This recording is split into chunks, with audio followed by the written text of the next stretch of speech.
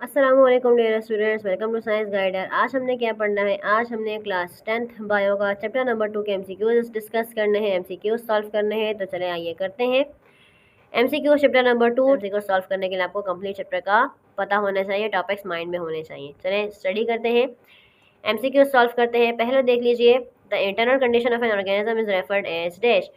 किसी भी ऑर्गेनिज्म की जो इंटरनल कंडीशन होती है वो उसकी क्या कहलाती है? वो उसका इंटरनल एनवायरनमेंट कहलाती है। अगर यहाँ पर ये बात होती कि इंटरनल कंडीशन के मेंटेनेंस की, तो फिर हमारे पास क्या आता? होम्योस्टेसिस। ठीक है, लेकिन यहाँ पूछा जा रहा है कि इंटरनल कंडीशन किसी भी ऑर्गेनिज्म की क्या कहलाती है? तो वो उसका इंटरनल एनवायरनमेंट कहलाता है। ओके,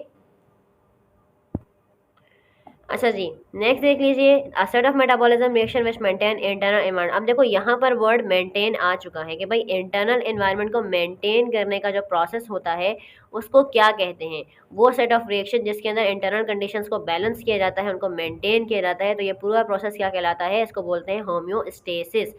इस वाले सवाल में देखो, दोनों में आप कंफ्यूज मत होना। यहाँ पे लिखा हुआ है इंटरनल कंडीशन क्या कहलाती है, तो इंटरनल कंडीशन इंटरनल एनवायरनमेंट कहलाती है। लेकिन अगर यहाँ पे वर्ड आ गया मेंटेनेंस का, तो इसका मतलब कि जब इंटरनल कंडीशंस के बैलेंस होने की बात करेंगे, मेंटेन होने की बात करेंगे, तो फिर प्रोसेस क्या कहलाता है? होम्योस्टेसिस कहलाता है। ठीक है, तो इसमें आपने कंफ्यूज नहीं होना। नेक्स्ट देख लीजिए, removal of extra liquid water is dash. के प्लांट की बॉडी। अब देखो यहाँ पे ये नहीं लिखा हुआ कि प्लांट के बारे में बात हो रही है, एनिमल्स के बारे में बात हो रही है, तो आपको खुद समझ में आना चाहिए कि लिक्विड वाटर का रिमूवल प्लांट्स के अंदर ही होता है। ठीक है, वेपर्स की फॉर्म में होता है और एक लिक्विड वाटर में ड्रॉप्स की फॉर्म में होता है।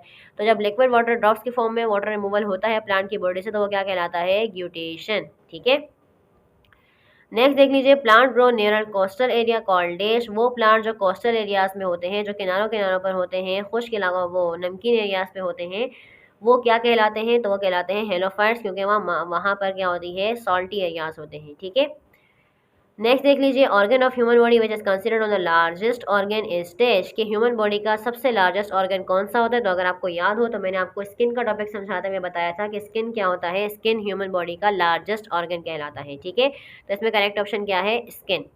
नेक्स्ट देख लीजिए, the maintenance of body temperature with in suitable limits is called dash. कि किसी भी बॉडी टेम्परेचर्स का मेंटेनेंस, उनको सुटेबल लिमिट्स के अंदर रखना क्या कहलाता है? यानी इसको अगर मैं आपको इन शॉर्ट सिंपल अल्फाज में बताऊं तो इसका मतलब है कि टेम्परेचर का नॉर्मल रहना, जितनी लिमिट्स में उसको होना चाहिए, जितनी रेंज में होना चाहिए, उतनी रेंज में उसको नॉर्मल रखने का प्रोसेस क्या कहलाता है? तो उसको कहते हैं थर्मो रेगुलेशन। ये भी हम पढ़ चुके हैं। ठीक है, रेगुलेशन का मतलब होता है मेंटेन करना, बैलेंस करना। थर्म का मतलब होता है टेम्परेचर। तो टेम्परेचर की मेंटेनेंस, टेम्परेचर को बैलेंस करना क्या कहलाता है? थर्मो रेगुलेशन कहलाता है। ठीक है, नेक्स्ट देख लीजिए, the kidney is enclose in a membrane called dash. Kidney जिस मेम्ब्रेन के अंदर बंद होती है, यानी किडनी के ऊपर जो मेम्ब्रेन होती है जिसने उसको कवर्ड किया होता है, जो झिल्ली होती है, उसको क्या कहते हैं? तो उसको कहते हैं पेरिटोनियम। ठीक है, नेक्स्ट है, the network of blood capillaries present in the layers of skin is dash. के स्किन के अंदर जो हमारी कैपिलरीज होती हैं, जो ब्लड वेजल्स होती हैं, वो स्किन की कौन सी वाली लेयर में होती हैं?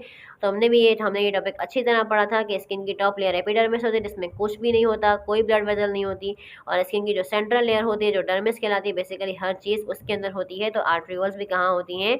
ब्लड कैपिलरीज भी कहाँ होती हैं? डर्मिस के अंदर। ठीक है, तो सेकेंड ऑप्शन है हमारे पास बी। नेक्स्ट देख लीजिए, selective reabsorption in nephron takes place at dash. के नेफ्रॉन्स के अंदर जो सेलेक्टिव रीअब्जॉर्प्शन होती है वो उसके कौन से वाले पार्ट में होती है? तो वो उसके लूप ऑफ हेनले में होती है, यू शेप ट्यूब के अंदर। ठीक है, लास्ट क्या है हमारे पास? The hormone ADH releases from kidney. कि जो हार्मोन एडीएच है वो